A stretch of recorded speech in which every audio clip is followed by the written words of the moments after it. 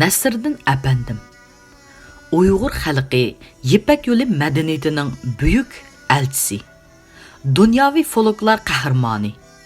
Hozirgi javob so'z san'atkori. O'tkir fikrlik va aqlliq Nasriddin Apandimni o'zining qiziqchisi deb biladi. Nasriddin Apandim Uyg'ur xalqining asrlardan beri davomlashib kelgan o'tkir zehniy quvvati bilan yuksak aql parostini, muhabbat va nafratini, oq ko'ngil xushchaqchaq, haqqoniyatchi va oliyjanob xislatlarini o'zida mujassamlashtirgan bo'lib, qisqasi Uyg'ur xalqining ijtimoiy hayoti bilan chambarchas bog'lanib ketgan bir obrazdir. Shunga Uyg'ur xalq latifalarining mutlaq ko'p qismi Nasriddin Apandimning nomiga to'qilg'achqa, xalqimiz orasida uni Nasriddin Apandim latifalari deb atash odat bo'lib ketgan. Nasriddin Apandim insonlarga to'g'ri yo'lni ko'rsatib bergan, yaxshilik qilishni o'rgatgan, to'g'ri yo'lga boshlagan va kishilarni yomon ishlardan to'sgan bir validir. U jamiyatdagi buzg'unchilik va nochor qilmishlarni kishilarga tushuntirish uchun o'ziga xos bir uslub yaratgan bo'lib, u xalq oson tushuna oladigan bir til va usul bilan g'oyat o'tkir va ma'nili qisqa latifalar orqali masalalarni tushuntirgan. Hammamizga ma'lumki, Nasriddin Apandining latifalarini tunji qitim o'qiganda Nasriddin Apandim kim? Qaysi davrda o'tgan odam degandek savollar tug'iladi. Nasriddin Apandim to'g'risida hech kim aniq ma'lumotga ega bo'lmag'achqa, talash tortish qilinsimi oxiri chiqmay pasiyib qoladigan ahvollar ko'rilgan. Nasriddin Apandim 19-asrning oxirlaridan boshlab tadqiqotchilar qiziqadigan muhim nuqta bo'lib qolgan.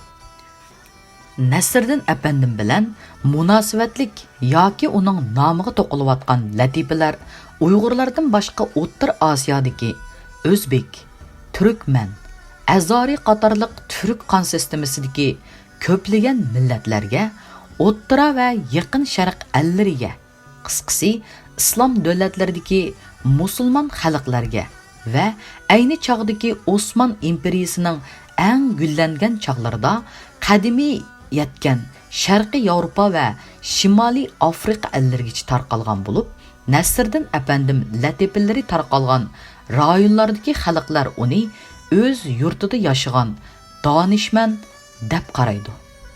Ammo uning davlat tavalligi hozirgacha aniq emas bo'lib, Uyg'urlar uni Sharqiy Turkistonning Qashqar shahrida tug'ilgan deb qaraydi. O'zbeklar bo'lsa, O'zbekistonning Buxara shahrida tug'ilgan deb qaraydi. Arablarmi uni Iroqning Bag'dod shahrida tug'ilgan deb qaraydi. Turkiya xalqimi Nasriddin Apandining Turkiyada tug'ilib, Turkiyada vafot bo'lganligini aniqlab chiqqan. Turkiyada Nasriddin Apandim haqidagi hikoyalar tunji qitim yozilgan kitob Abul Xayr Rumiyning 1980-yili yozgan Sari Saltuqning hayotini anglatgan Saltuqnoma degan asardir.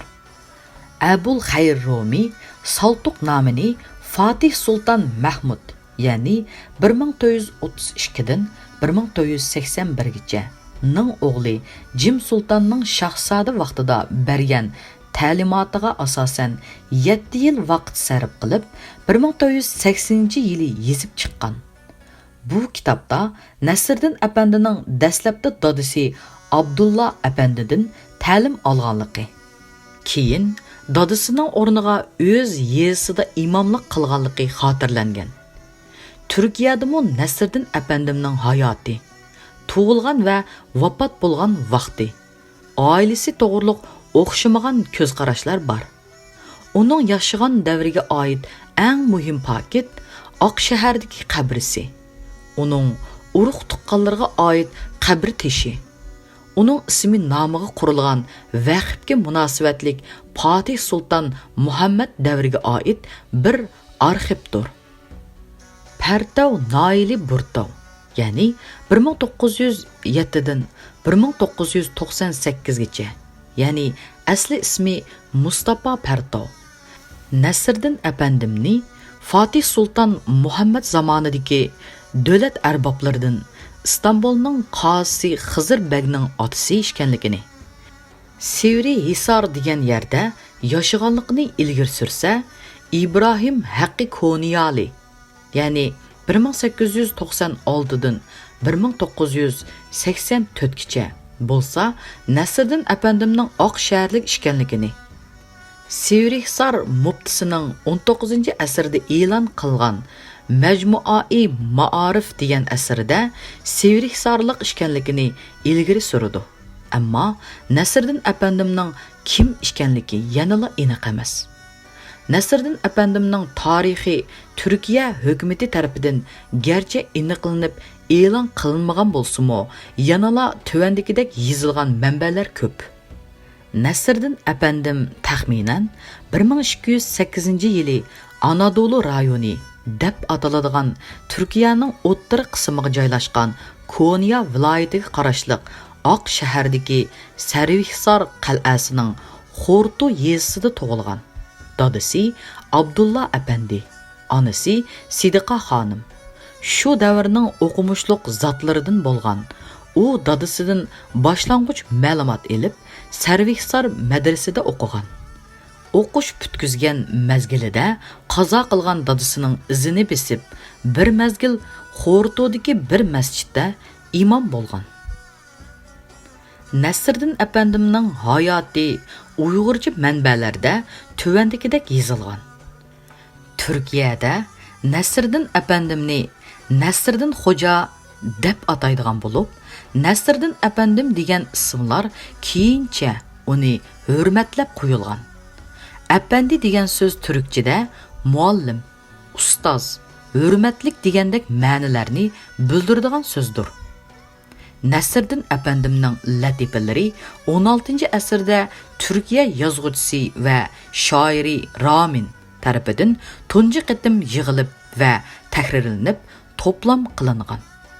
17-asrda arabchaga tarjima qilingan. 18-asrda rasmiy kitob bo'lib shakllangan. 19-asrda Nasriddin apandim latifalari to'plami Turkiyaning Istanbul va Misrning Qohira shaharlaridagi tosh matbaa tunji qitim nashr qilingan. Turkiya olimi Viltaiz Bodak tuzib 1909-yili nashr qilingan. Apandi latifalari to'plamiga 392 parcha latifa kirgizilgan. 20-asrning 50-yillarga kelganda apandim latifalari to'plamining 6 xil nusxasi nashr qilinib, 445 parcha latifa kirgizilgan. Angliyada 1966-yili, 1973-yili va 1978-yili 3 xil nusxasidagi apandi latifalari to'plamining tarjimasi nashr qilingan. Bu latifalar ratlanib yozilgan asrlardan birisi Londondagi Britaniya muzeyi Haza tarjimai Nasriddin Afandi Rahmi ismli yozma asardir. Ammo bu asardagi latifalarning bir qismi uning latifalari va usuliga uyg'un kelmaydi. Yaponiyada Nasriddin Afandi latifalarining tarjimasi 1965-yili tunji qitim, 1977-yili ikkinchi qitim nashr qilingan. Uning fransuzcha nusxasi 1978-yili Istanbulda nashr qilingan.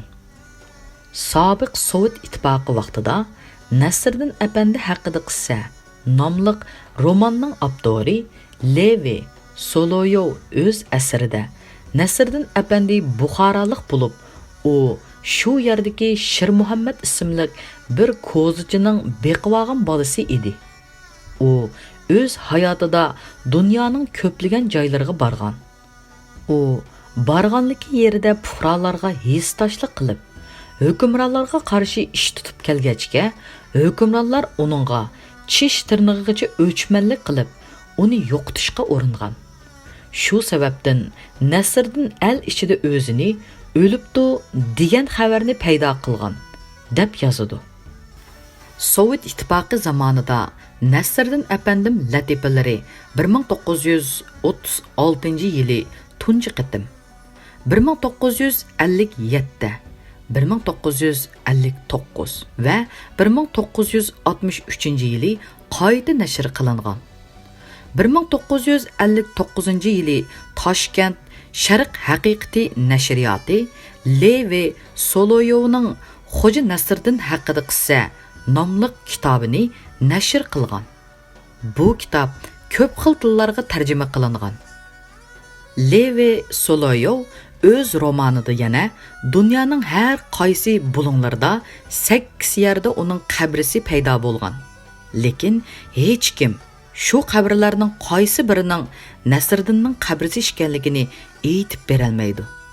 Balkim uning ichidami Nasriddinning qabrisi yo'qdir. U ömrünün oxirida el ichida nihoyatda yoshurun yashagan. Uning qachon va qayerda qandoq vafot bo'lganligi haqida ma'lumot yo'q deb yozadi. Vatanimizda 1958-yildan keyin Nasriddin apandim latifalari har millat tilida tarjima va nashr qilinishga boshlagan.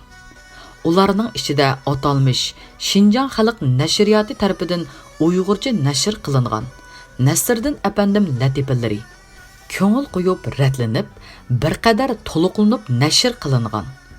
Xalqimiz o'z aql farosati, tafakkur javharlarini qo'shib va o'zliksiz beyitib, har xil zamon, makon sharoitda uning nomida tarqitib, hozirgacha davomlashtirib kelgan latifalar 2000 parchadan oshidi.